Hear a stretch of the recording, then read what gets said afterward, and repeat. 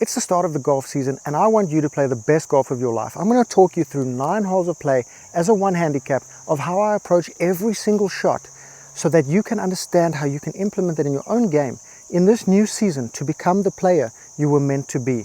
Most confidential comfort club on the tee. Get the ball in play. Always remember, ball in play, new season, here I go. So not my best, but because it's a confidential club, even a bad shot is still in play. Now we need to set up a shot into this green from 305. What do I want into the green? I want to first shoot that tree over there to see how far we've got. That's 151. So I have to get in line with that tree or past it. And in line with that tree is very narrow up there, so I need to be very confidential that I can actually hit it in that place.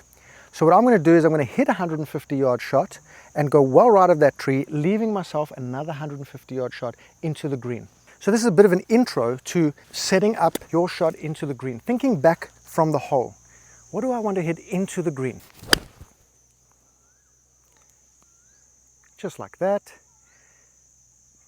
So I got 147 to the pin. I know for sure I'm going to clear that water. That's the most important. You shoot to the bank, you find out it's 130. And you make sure whatever club you hit is going to clear 130 even with a crappy strike. Opening hole, still cold. We just underestimate our distance a little bit. And with the ball above my feet and my tendency to draw the ball or pull it, I'm going to aim this just a bit right of the hole.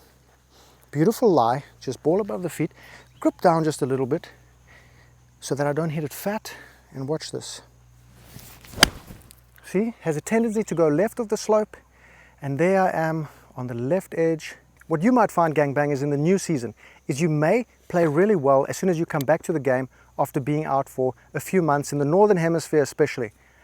And you're going to play some of the best golf of your life because you have no expectations, you're very relaxed, you're very happy to be back. How do you sustain that? Keep that vibe. Be happy to hit the golf course and drop your expectations every round. This is the first hole of the day. If I do get up and down here and make my par, I've done very well. If I make the bogey, it's on my handicap, no problem. First thing I do when I'm doing a chip is check how much space I have to roll out. I have quite a lot to roll out here. A sand wedge is way too much loft here because I have so much roll out. I don't want to get too much spin, so I'm going to try toe down chipping this like a putt off the toe of the club. Works 60% of the time, every time. As we get better throughout the season, practicing our chipping, we're going to get the touch much better. Hit it closer than 4 feet. Get it within 3 feet. Absolutely beautiful.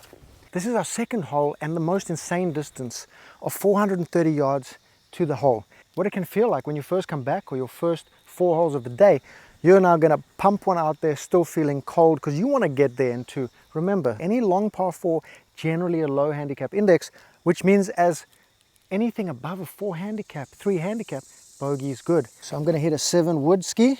If I take the driver out now, I'm just not going to feel confidential because I'm not warm yet. I'm not feeling great. And this hole has a lot of woods left and right. Let's just get the ball in play.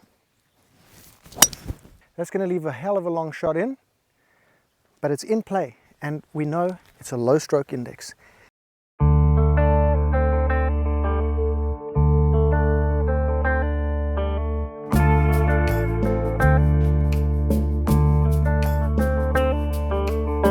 With these shorter ones, if you're not confident in the beginning, you actually want to practice using the line on the ball. There's a little white line on this black ball. I'm going to line it up to the thing that I've committed to. I've committed to this line over here. Now I line that ball up to that line. That takes away the line from my mind. Now all I have to worry about is just starting it on the line with the correct speed. You can line your putter up to that line and just give it a whack and bam, it goes in the cup. While we're still as cold as Rick Shields' putter, we want to use the club that's going to get us into play. And the way we do that is by looking at the widest part of the hole. The widest part of this hole is roughly 7 wood distance, so I'm going to continue with my trusty 7 wood. You want to have that go-to club that if your T-ball with the driver is not working, you have a club you can drop to. Let the dodos argue over driver versus 3 wood off the tee. It's driver or 7 wood. There's no 3 wood. It's 5 wood, 7 wood, forget 3 wood. Now you may say, ooh, shots fired there by Matt. But don't take everything so seriously.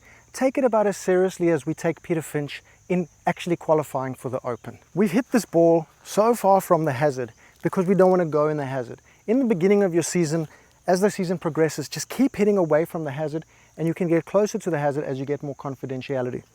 We've left ourselves 134 yards up the slope. With a slope like this, with the ball on an upslope, I like to just tilt my shoulders parallel to the slope, so I'm hitting up the slope, which means it's going to have more elevation and it's going to want to pull to the left more. On an upslope, it will want to pull to the left more and go a bit higher. And the higher it goes, the more it's going to pull left because it's got more chance in the air. I'm going to aim it dead at the pin, and you can miss this hole on the left side and short. We're going to take a pitching wedge from 135 here and just punch it. And then it's going to reduce some of that shape coming off of the slope. So it's not going to pull as much or go as high. Just get those shoulders tilted a little bit back. That's a tricky lie. Once you understand the difficulty of the shot, you can accept the result. That's not quite what you want because you're trying to get it close to the hole, but in some situations, you just can't. And then you accept that.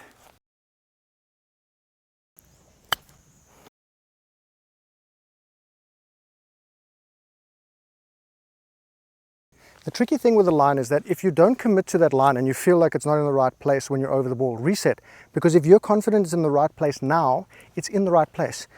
When it doesn't make sense to you when you look over the ball, one of the tricks is line your putter up to it. Let's say it feels like it's aiming wrong. Move your head, move your eye so that it actually looks right, because you know it's right. That looks right where my head is now. I'm just going to hit it from there. And we nearly made it. I'm going to hit the driver here, but I have as much confidence in hitting this driver as I do in seeing Grant Horvath on the PGA Tour.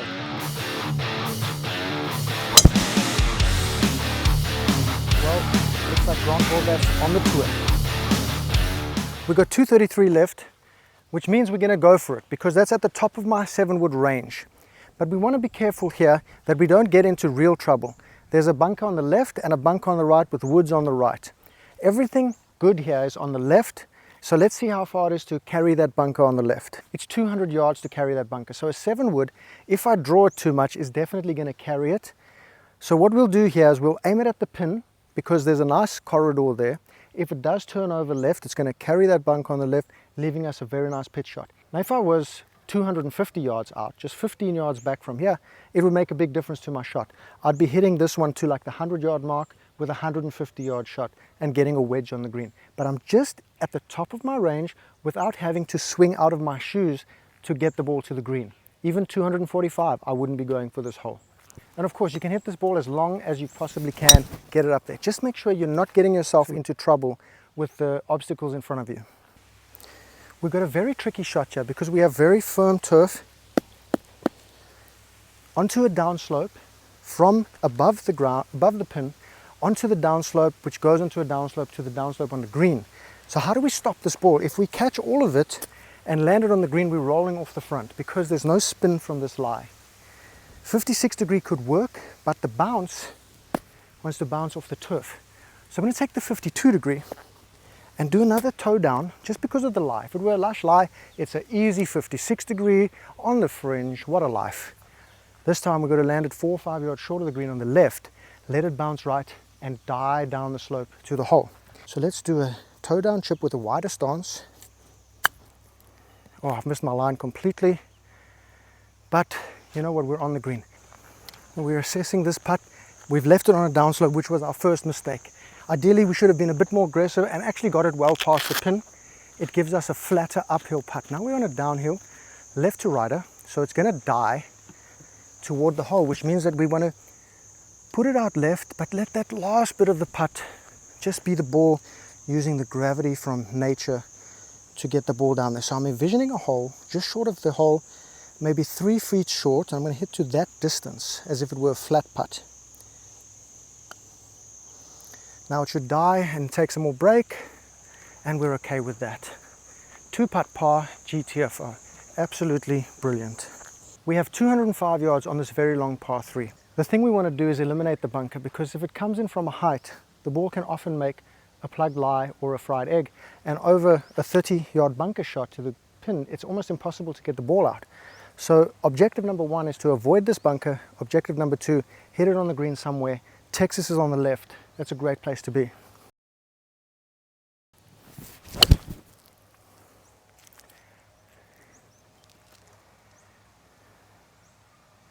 Now when I have a longer chip like this Where we have a short carry and then long rollout, I like to just use lower loft. And whenever we're playing a shot in golf, we're trying to simplify our station. Simplify your station, or as the French say, stationner. So we're going to simplify our stationner. And one of the best ways to do that for chipping, if you're really not feeling great about it, to simplify it, is the toe down chip. I keep showing you this, where we just take a low lofted club. I could probably even do it with a 7-iron here, to be honest. We're going to just use it like a putt, hit it off the toe, bring that handle up, use your putting stroke, and just find a spot to land this on. We'll let it roll out to the hole. And just let that ball roll out. Look at that. That's not even, I haven't even hit the line, but the pace is perfect because it's low loft, and with a crappy chip, it's still going to leave you a good result, better than duffing a wedge short or teething one across the green. Probably about 6 feet.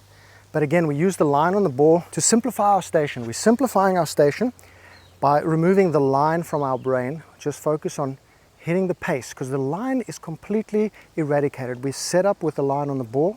We line up our putter to that.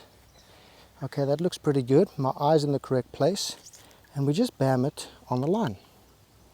Just like that. And it's just that simple. That's why they call me the stimp daddy, because I put those putts away. I used to be a terrible putter. People think I'm an amazing putter now, and I am. But I was terrible before, which I mean proves to you that you can do it too. Bob Rotella and my video with Eric about how I became the best putter on YouTube. Check it out. You will also be nearly as good as me. Now let me unload on you a secret that is going to transform your game. We talked about it a bit earlier, planning back from the hole. This is the #1 secret from people like Jack Nicholson all the way through to Eldrick Woods. They're going to tell you the same thing regardless of what the muhus on the internet will tell you. I use the rangefinder and I use the GPS unit. 400 yards to the hole. What do I want into the green realistic? If I can get a 150 yard shot in, I'm going to be very happy. So let's shoot the distance to the 150 yard. The 150 yard marker is 244 yards away. We are down breeze and downhill.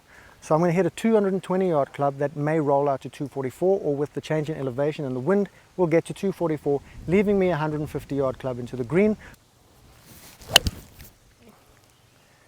I've hit that really poor, but it's on a good line up the right side. And I'm probably going to leave myself a little bit more, maybe like 160 yards. 157, so I'm 7 yards off what I'd planned to do. This planning to get yourself into a nice position is going to be the key to lowering your scores this year. But you know what's even more important is to know the distance. So I knew my 4-iron with a good strike will probably put me at 145. With a poor strike, I'm at like 157, 160, which is not a problem. Let this be the first season you've been truly honest with yourself about your distances. Just like that. You know, sometimes after a while you can take yourself a bit too seriously as a YouTuber, or as I like to call it, an influencer. But really what I am is an outfluencer. Okay, so I'm trying to outfluence you into getting rid of the nonsense in your brain that other people are putting in there for profit. What I want to do is get you playing great golf, and then when you play great golf, wear the great clothing of what a player golf. We've got clothes, we've got accessories, we've got this putter, and this putter is one of the reasons I putt so damn well, because I created it for myself. And here we're going to putt it from the side of the green here, because I think this is the highest percentage play, but you have to practice this because it's very difficult to get right the first time. And I've done a lot of practice like this. When this becomes automatic, it's like missing greens is the same as hitting greens. Look at that touch, you know?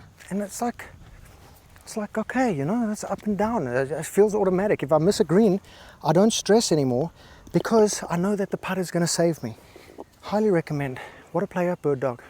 You know what I've been noticing lately is on a hole like this, I'm going to hit my driver and try hit it too hard because I want to get in position. It's a 460 yard hole. It's freaking long. It's probably a bogey hole for 95% of us. So I'm just going to get the ball up there. Get into a position with a stress-free club. It's better to just get in play with a stress-free club than hit a stressful shot, trying to smack it too hard and hitting it in the trees or topping it. Better just get in play, play for the bogey. You surprise yourself with more pars that way. Just hit it at that tree. It's a beautiful line. Nice and smooth, 7 wood. Okay, a little right, but we're in play and we're going to be real happy here with even a bogey. Going to be a long shot in, but if we can pitch and putt, we might make a par. Okay, gangbangers, we've hit it to 230 yards to the pin here.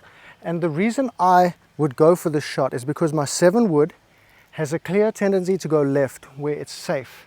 If I had a tendency to slice, I probably wouldn't hit this, even though it does open up on the right, because I'm scared of going in the woods. The other option is to hit a 4-iron, which I know can roll out due to the firm turf on the downslope toward the green. So you have to really know your upper range, and don't go trying to get another 5 or 10 yards on your upper range club. Hit it comfy and be okay with leaving it 10 or 15 yards short for the pitch. The problem comes when you try to smash it to get that extra 5 or 10 yards to reach the target, when you don't really have to. You give yourself a great chance to get up and down by just hitting your normal shot. It's a secret you should unlock in your brain because it makes this game so easy. Low stress, committed, like I always do. Yep, that may be the 4-iron of my life.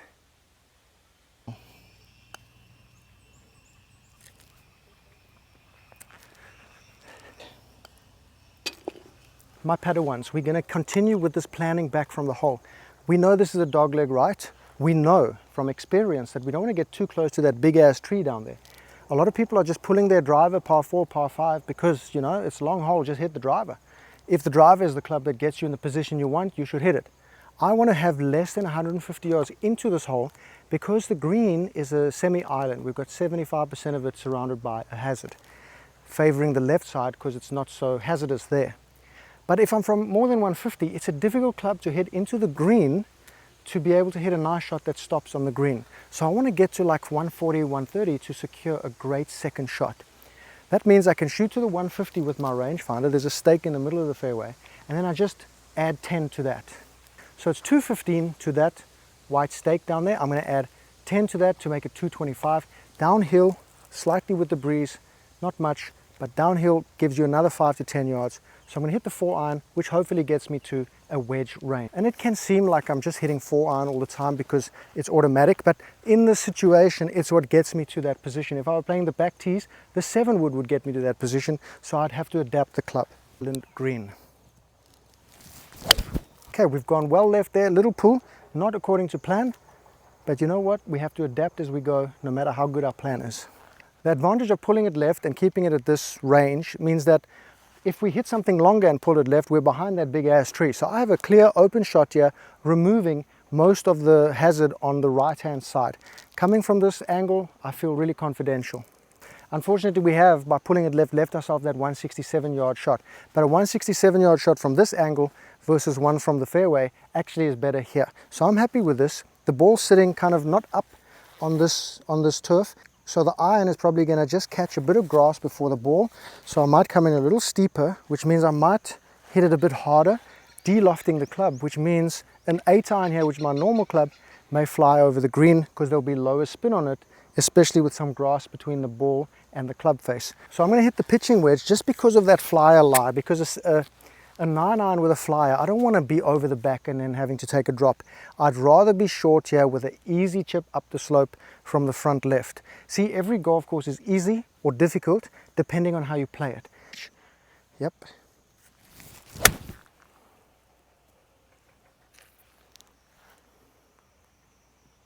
So we finished just short left, easy chip up there. I'm glad I didn't go with a 9. I'm on the fringe. I'm in a puttable in regulation. I don't like green in regulation much. I like puttable in regulation. That's what I like to think of. Especially here, we're just on the fringe. We've got nothing to really worry about. It's the same speed as the green because the ball is going to be jumping along the way anyway. So we go a little bit leftish here. We just get the pace right. And that's the pace, you know. Once you get the pace right, you can miss the line completely and you're going to hit a good shot. Now, one of the most dangerous things you can do is nostalgia golf, because I've hit a couple of big bombs down here in the last week, and now I get up here thinking, wow, you know, I've been hitting bombs here, hit the driver again, big sweeping draw, get it down there. But sometimes you have to go with your gut, and my gut is telling me today the driver is not going to do that. And there's no point in risking it. It's a decent par 5 with a small chance of getting on in 2, very small. You need a perfect shot. I'm not going to play to the perfect shot. I'm going to play to the perfectly manageable shot, which is my go-to 4-iron, straight up there, set myself up a nice second shot, leaving the distance I want into the green, play for par, and the birdies flow. It's an amazing concept.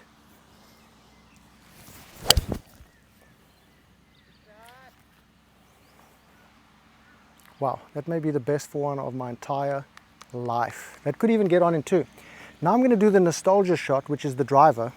I have enough distance to really get in trouble on the left there, and my bad shot is a pull draw.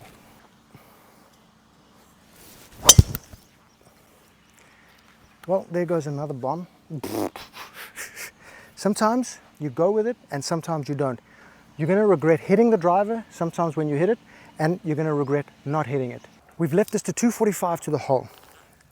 Lots of space on the right, so we're going to hit it to the gap on the right with the 7-wood. I have enough distance, I just have to trust it. I don't need to try smash this. You must never try smash a shot to a par 5 and 2, because you will end up destroying your chance of a birdie or even a par. Par is good, birdie is a bonus. I've hit a nice one there. Could be a bit short left, but chip and a putt, we get the bird ski. Yep, it's a bit short, money, but don't smash it and top it in the water. This is the driver, which has gone absolutely monumental distance. We only have 165 left, so this would have been a good play. You know, you've got to weigh up your odds and how good you're doing on the day. Golf is in the present. You can't live in what could have been or FOMO. You can't live in regret. I could have hit that driver, but I didn't. I'm just short of the holder with a 4-iron and a 7-wood. Let's see if I can chip this in for the EX ski. No. On the green, if you had offered me a birdie putt from 6 feet on the tee, would I have taken it? Of course I would have.